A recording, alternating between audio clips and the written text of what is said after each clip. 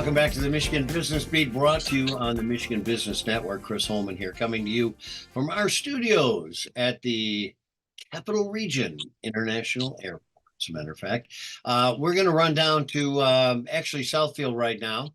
And Cliff Hammond is going to join us. He's a shareholder and employment labor lawyer with Foster Swift Collins and Smith. And it is always good to see you. How you doing, Cliff? Doing great. Yourself? Well, I wish we were bringing you in under better circumstances, but we are going to talk about some current regulations and rules, and one of them is the new independent contractor rule, which is terrifying so many of us small business people.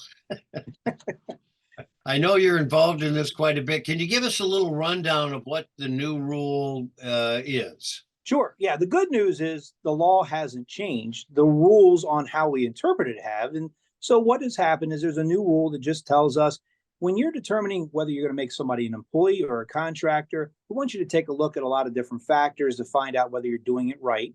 And no big deal. If you do it wrong, we'll talk about it in a minute, but it's just a criminal action, maybe at the state level, and it might just be a tax avoidance issue and an overtime issue that could bring your business to the ground. So no big deal if you get it wrong.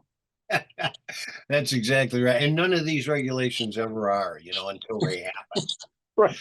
So let's talk about certain industries and types of employers that may need, to really take a close look at this.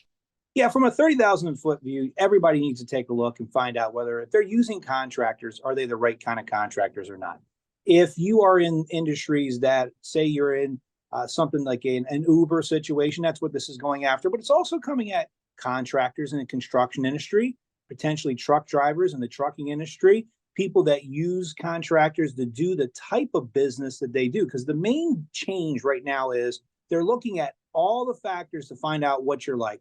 Do you control these people, or do they actually set their own schedules? Do they do what you do? So if you have a small business and your business is to go put windows on houses and you hire somebody as a contractor to come cut your grass, most likely that's fine. But when you actually install windows and you hire somebody to install windows on a contract basis, what this is saying, and this is the major change, that person may now, and that's a factor, determine whether or not they're a contractor. These are big changes, and that's the number one thing I think employers need to figure out. How much do I control? How much can they win or lose based on how good they do a job? Are they really in business? And are they doing what it is you do? The more they do a crucial part of your job, the more likely to now the decision will be whether or not they're a contractor or an employee. Well, I know, and the parameters you used to look at is do you control their schedule? Do they have to be at certain places? Do they come to your workplace, et cetera, et cetera? So what about if you get your contractors to start their own small companies? Does that make a difference? Well, it's part of the problem. See, it's part of the problem is that this is not going to look at that's it. It used to be people would say, hey, start an LLC, we'll contract with your LLC and we're going to be fine. What this is saying is that's just one factor. It's a good factor. It's a great way to start.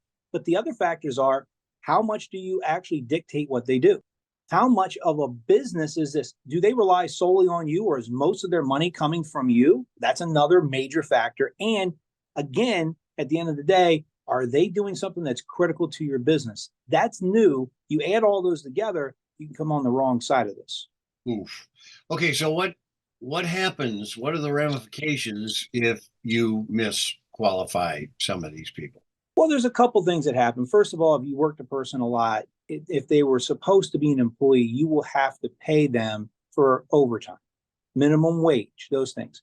And the way the rules work is if you don't pay somebody overtime, then you missed it, you have to pay double damages most of the time. You have to pay like liquidation. Then there's fines, and it can go back 2 years, maybe 3 years if it's intentional. The state of Michigan actually has an office looking to see whether or not people are actually being, their wages stolen. And so what happens is they can go back and say, you know what, you actually stole taxes, and therefore it may be a criminal issue. Now, that's not always the case, but the major issue you need to look at is, do you owe this person that? And do you owe them unemployment taxes? Do you owe unemployment for them for the last couple of years? Are you going to be assessed that kind of money? So there are fees, assessments, overtime. And if it's a lot of people, It could be a class action. So one or two people could get upset and say, all of us like me, 10, 20, 30 people, we all should have been paid overtime. And that can get pretty expensive. Yeah, it certainly can. So Cliff, what is small business to do? And is there a certain level that they're not going to go after? Mhm. Well, I think they're going to go after everybody. I don't think you're going to be immune just because you're in some industry. I think they're going to look at certain industries first, right? A gig economy type person who's doing a service, and everybody is a contractor in your business. That's going to be the ones I think are going to be number one. And then they're going to target different industries. So what do? Here's a common sense approach. Go to the Department of Labor's website. Take a look at the FAQs they have there. Be reasonable. Don't just think, hey, everybody else does it, so it's okay. Because this is different. This is new. You have to do it based on what the new rules are.